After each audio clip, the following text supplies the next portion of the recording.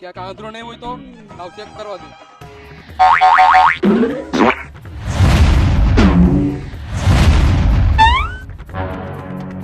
અને આવતો ભાઈ 2 મિનિટ ગાડી. હાલે ભાઈ.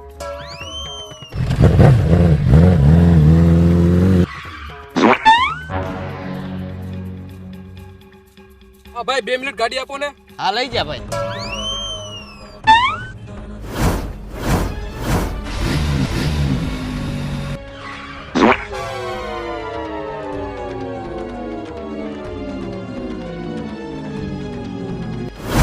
હવે હાથું કાવડો આંધળો હે. હવે મને આને પૈસા દેવા દે.